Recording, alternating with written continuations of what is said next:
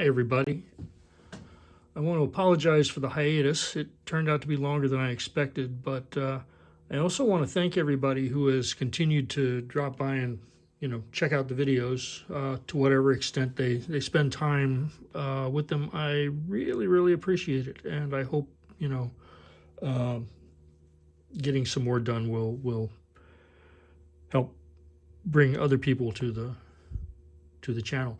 So today I want to talk about titling books. One of the things that I've noticed looking at books on Facebook and other online sources and other places too, there's a lot of good work being done. There's no question about that. But there's one thing that I notice on a fairly regular basis, and I just want to take a step back and note that kind of traditionally there have been little details that bookbinders look for to kind of go, yeah, this is good. This shows that somebody knows what they're doing, or sort of knows what they're doing. Head caps on leather bindings. Everybody looks at everybody else's head caps and gets a little critical. The thing that I look at, in addition to head caps, because it's also visible not just on leather bindings, is the treatment of the titles on the spines, especially whether they're what I would consider to be appropriately letter spaced or not. And again, the choice of typefaces, which granted can be problematical because there's not a lot of that kind of stuff to be had these days. But it also, even in labeling, if you're doing a paper label, there are things that can be done that will make the work seem more monumental. Just kind of appropriate type treatment. So I want to talk about that in this video, and that's going to be working into, I need to do a label for a box for a binding that I've done for a friend.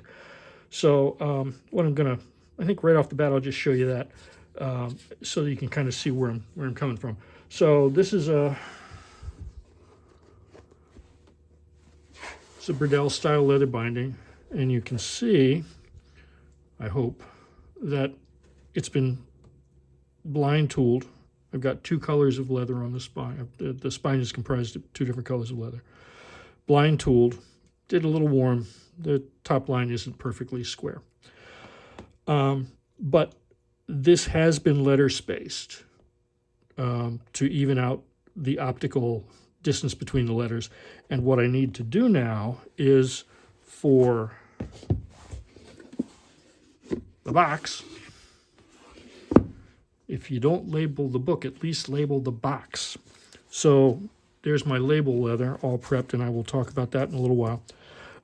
So I thought this would be a good example, because I distributed the type after I did the book, and I thought, and without thinking that I was going to need it for the box. So I'm going to have to reset that type. So hence, these couple of videos. All right, so let me just stick this in the box. Fits okay. Ding dong. Okay, so there's that. I want to start with a couple of examples. The first one, and they're boxes because box spines are square and they're easier to, kind of video. No curves, no weird shadows.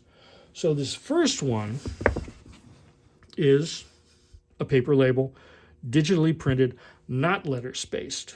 Okay, and you can see, especially in Kill and Mockingbird, how tight these letters fit together. On a label like this, it's not a problem. But what happens is, if you're doing anything where you're going to be impressing the type into the material, what's going to happen is it's going to optically spread, whether it's blind tooled or tooled with, a foil or leaf. Partly because you're pressing into the leather, and so everything's going to optically kind of squeeze itself together. Also, if you're doing especially foil, the type that you're using, if you're using type, is actually a little wider at the base of the letter than it is at the top of the letter. So as it goes in, it spreads out.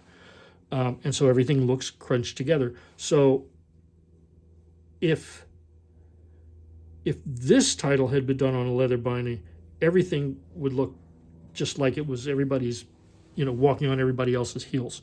Not necessarily the best thing. I mean, if it's intentional, if you got a reason to do it, that's okay. But it's not going to look as nice as if it's well spaced. Spacing type also gives it a certain monumental quality that can be, useful, especially when we're working on something like a book, which is not necessarily a monumental structure. So there's this as a kind of a baseline. This was my teacher's. This is a box for his Peter Bruegel. I don't know how well you can see this, but you can see that the type is nicely evenly spaced. It's gold. It's inset. So even if you just space it a little bit, it's going to make a difference. Doesn't need to be super wide, although I'll show you some of that too. So there's number 2.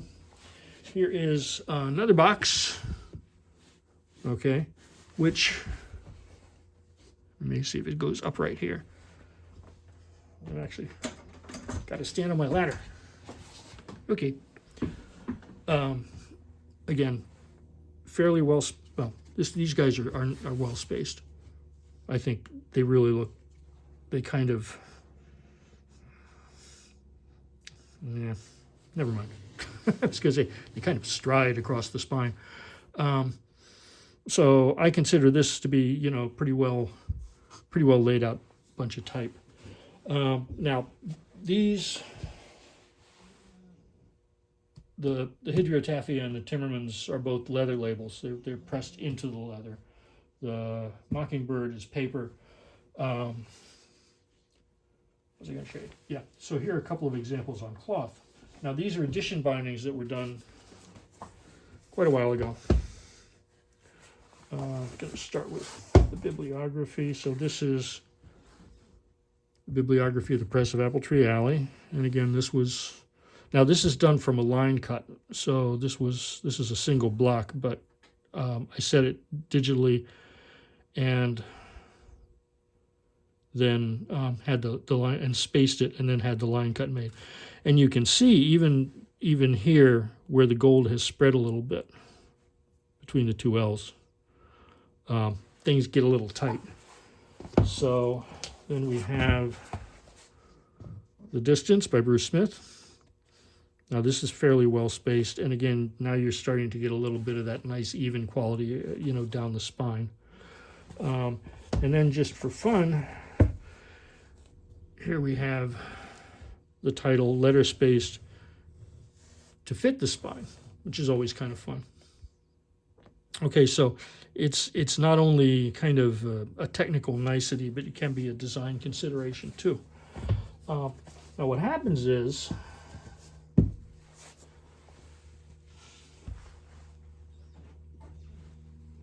if you're lucky enough to have lead or brass type, that's kind of the traditional thing. So here's a piece of lead type. Ding. Now you'll notice, as you probably already know, that the type has a body. It's a single piece cast onto a body of a specific width for each letter. The height for any particular type size is predetermined. And then if you look carefully here, let's see if you can see this. You can see how it does, whoops. See how it spreads out towards the bottom? So if I press that deeply, the impression at the top is going to be wider than at the bottom, the base. So this is where a lot of the spread comes from, the optical spread. Handle letters do the same thing, but to a lesser degree. Let me find one that's pretty obvious here. You can see how that spreads a little bit. Yeah. So you get the same sort of effect. So you have to take that into consideration. Obviously, if you're printing a label on your digital printer, it's not an issue. But the people who kind of initially transitioned type from metal or even film to digital were not in general typographers, they were engineers. Not a crime, but digital type is a different thing. This is 36, I think it's a 36 point capital S Optima semi-bold. All right. If this were a 36 point digital letter, the letter would be the height of this base. So it would be at 36, any point size digital is significantly larger than its associated physical type. So that's always something you need to take into consideration. I mean, you're dealing, you're eyeballing things in the end, but these are good things to know. In digital type, you have what are called side bearings, which actually I'm sure does come from the typographic industry, which is how much space the imagined base gives you on either side, so that everything doesn't, really squeeze together, on the page. But generally, they're not as well. Digital type is not as well. I don't want to say designed. It's much younger, and so it has some of the vagaries of youth. I'm not going to say anymore, but digital type and physical type are two different animals. So okay, so there's that. So where did I put my? Yeah. So what I'm going to do in the next video is I'm going to reset the type for this label. And actually, while I'm here, I might as well talk about how I do labels. It's not totally, what's the word I'm looking for? Anyway,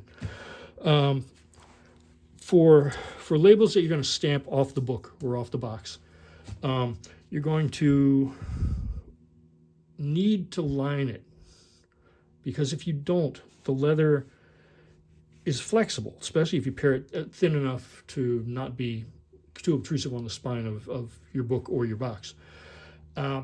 If you don't do that, and I'm guessing a lot of people who are looking at this video have probably gone through this, is you stamp it and it looks good, and then as soon as you put it down onto the substrate, the impression disappears, everything gets stretched, it looks weird, the gold gets kind of glittery and ucky, and you go, well, what happened there? Well, what happened there was the label material needs to be firm, and it needs to be able to be kept firm.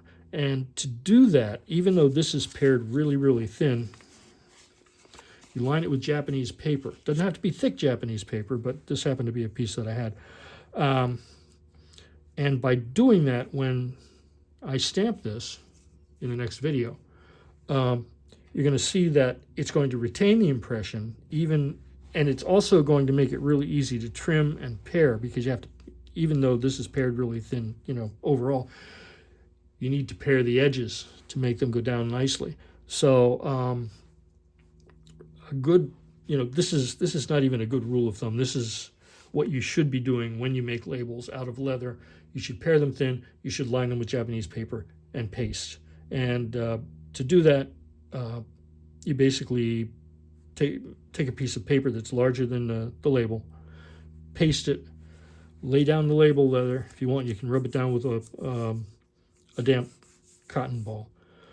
And then you want to, it needs to be, like maybe a half an inch to an inch wider all the way around. And then you're going to put that face down on a hard, smooth surface, tamp it a little bit so that you get good adhesion all the way around, and then let it dry. And when it dries, the paper will pull down onto the back of the leather and make a really firm bond. This is the same way that I line spines with Japanese paper, and you get a really nice tight bond between the lining material and the whatever you're trying to line. So I'll probably talk about this again in the next video, but I just wanted to kind of throw that out there. I think that's everything I wanted to talk about in this video. So again, thanks for coming. Thanks for bearing with me. Again, I hope you find this stuff useful, because these are the little things that can make your work seem even better than you think it is. And if you think it's good, this will give you a little edge. So anyway, thanks to everybody for coming. Thanks for sticking around, and I will see you in the next video. Take care. Bye-bye.